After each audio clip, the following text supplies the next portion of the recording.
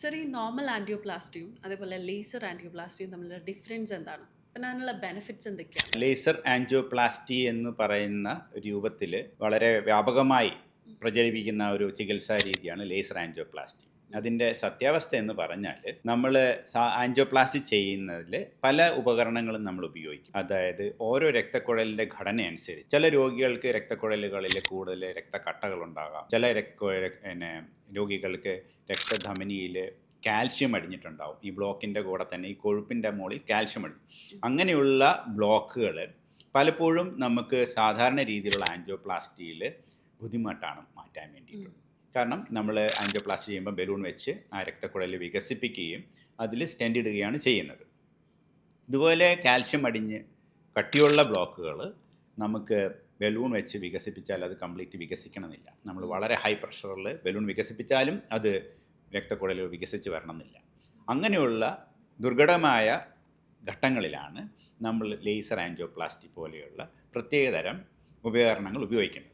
നമ്മൾ കഠിനമായിട്ടുള്ള ഇങ്ങനെയുള്ള ബ്ലോക്കുകൾക്ക് പലതരത്തിലുള്ള ഉപകരണങ്ങൾ ഉപയോഗിക്കാറുണ്ട്. അതായത് കാൽഷ്യം പൊടിക്കുന്ന ഇൻസ്ട്രുമെൻ്റ് ഉണ്ട്, റോട്ടാബ്ലേഷൻ എന്ന് പറയും. അതുപോലെ ഈ ലിത്തോട്രെപ്സി, അതായത് ഈ കാൽഷ്യം പൊട്ടിക്കുന്ന ബലൂൺസ് ഉണ്ട്, സ്പെഷ്യലായിട്ടുള്ള ബലൂൺസ്. അതിന് ലിത്തോട്രെപ്സി എന്ന് പറയും, IVL, ഇൻട്രാവാസ്കുലർ ലിത്തോട്രെപ്സി. പിന്നെ ഓർബിറ്റൽ അത്രക്ടമി. അങ്ങനെ ഈ കാൽഷ്യം പൊട്ടിക്കേണ്ട പല ഉപകരണങ്ങളുണ്ട്.